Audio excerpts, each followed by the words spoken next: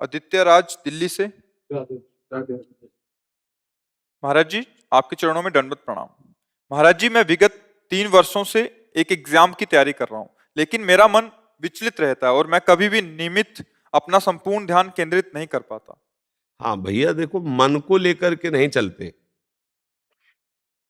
ये मन एक बिगड़ेल बच्चा है। ये बच्चा नहीं, वो कहो गुनगुना में खेल रहा है, कहो कार में खेल रहा है, कहो सब खिलौने फेंक करके मम्मी की गोद में आ रहा है, कभी सोच करके मल में ही खेल रहा है। बच्चा है ना, बिल्कुल बच्चे जैसा बिगड़ेल बच्चा, जिद्दी बच्चा, ये मन है।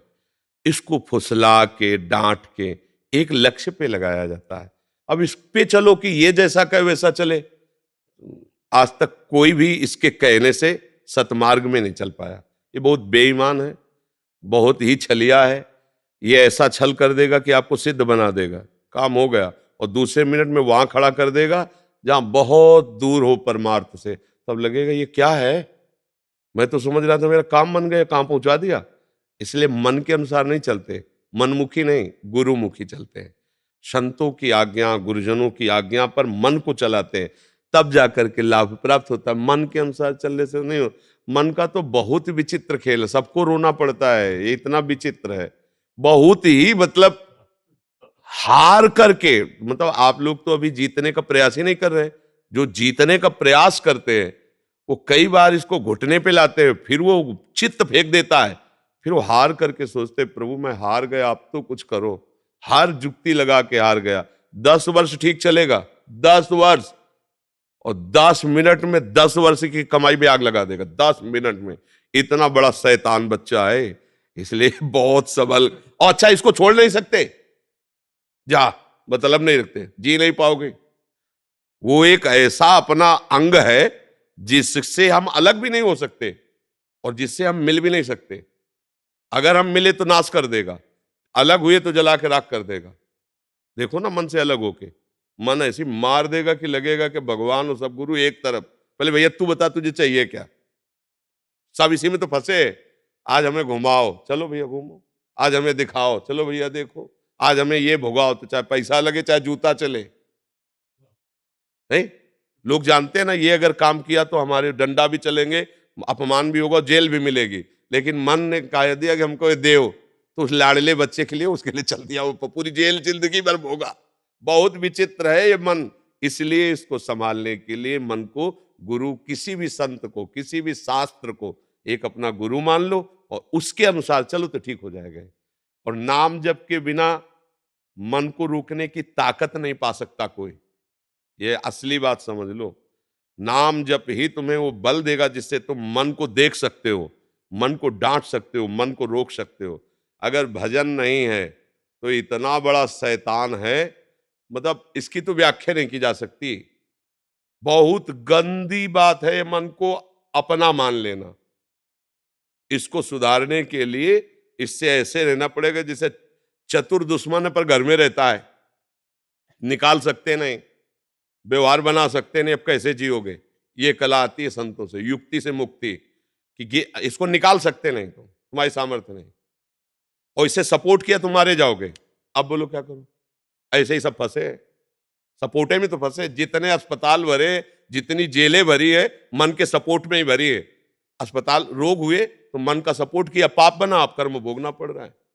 इसी के सपोर्ट के कारण तो भोगना पड़ रहा है। सपोर्ट करो तो मरो, सपोर्ट न करो तो जलो।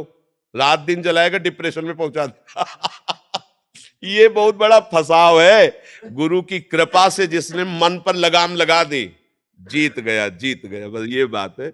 इसको जीतना पड़ेगा भैया, नहीं ये कहीं एक जगह नहीं लगता। राम में लगाओ, कृष्ण में लगाओ, हरि में लगाओ, काम में लगाओ। हम कह रहे काम में किसी एक जगह अगर हो गया अकेला कि आज भोग लिया और संतुष्ट हो गया, आप जीवन भर जेल भोगेंगे लेकिन इच्छा नहीं होगी, तो हम कह दें कि चलो भाई अब ये कभी अशांत नहीं। पर ये बेईमान जिसको चाहता है ये चीज मिल जाए, और जहां मिली और जहां उसको भोगा, तो इसके बाद फिर वहां से कहता है ये नहीं, वो वाली चाहिए। अब इसको क्या करे, बताओ क्या करे। कहीं भी आज तक टिका हो तो बताओ, कहीं भी। अरे उसे कहीं नहीं मिलता तो फिर वही, फिर वही, फिर नई लालसा, फिर यही राज से तो समझना होता है। यही तो सबको मारे डाल रहा है। यही पूरा जन्म बर्बाद कर रहा, पूरा जन्म।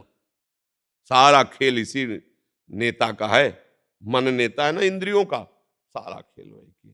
तभी कहा गया मन मार्या तन बस में कि ना हुआ भरम सब दूर, बाहर से कछ दिखत लाए अंदर चमके नूर।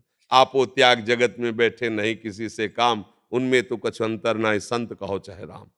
कसौटी कस के जीवन को भगवान में समर्पित करना भैया, त्राहिमाम वही रक्षा करे तब होता है, ले तो धज्जियां उड़ा देता है मन। ऐसे थोड़ी, जो सच्चाई से चलने वाले साधु महात्मा है वो साधकों को क्यों प्यार करते, इसी से कहते भैया तुम्हें प्यार करने वाला इस सृष्टि में कोई नहीं मिलेगा, एक गुरु कृपा ही तुम्हें संभाल सकती, आगे बढ़ो। कोई नहीं, कोई सपोर्टर नहीं है, कोई सपोर्टर नहीं, कोई शब्द कह दिया, कोई नहीं। जहां देखो साधक के सामने कोई अपनी प्रभुता बता रहा, कोई अपना ज्ञान बघार रहा, कोई उसकी सुन रहा है क्या कि उसकी दशा क्या है, उसका इस दशा से कैसे निवारण हो, वो केवल भगवान जानते हैं। और अपनी किसी से दशा कहना भी चाहे तो इधर की उधर, उधर की उधर, वो रास्ता नहीं मिलता, वो केवल ऐसे मिलता है, हे नाथ आप इस, तब वो मार्ग दे देते हैं, तब वो युक्ति दे देते हैं कि मन को कैसे पटकना है।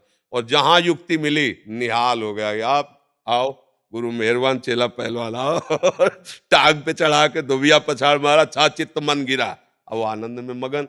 अब हम नहीं जानते दांव पेच, तो जहां चाहे तब पछाड़ के गिरा देता है। इसलिए नाम जप करो और धर्म से चलो और भगवान का सहारा ले लो, वो जिता देंगे।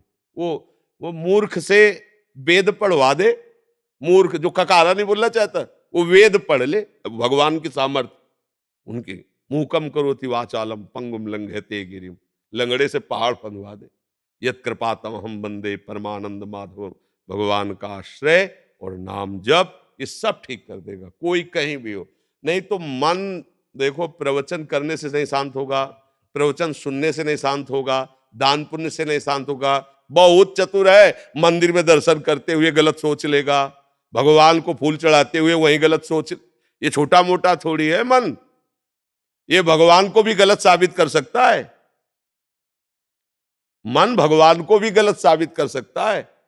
इसकी चक्कर में जो फंस गए तो धज्जिया अच्छे अच्छे कांपते इससे, यह ऐसा देवता है। और गुरु कृपा पात्र से ये मन कांपता है, बस एक ही शब्द है, गुरु कृपा ही केवलम। वो युक्ति गुरु से मिल गई तो मुक्ति जेब में रखी हुई, युक्ति नहीं तो पटकन पटकन ही है, ये पटकता रहता है बड़े बड़ों को। मन बहुत बलवान है।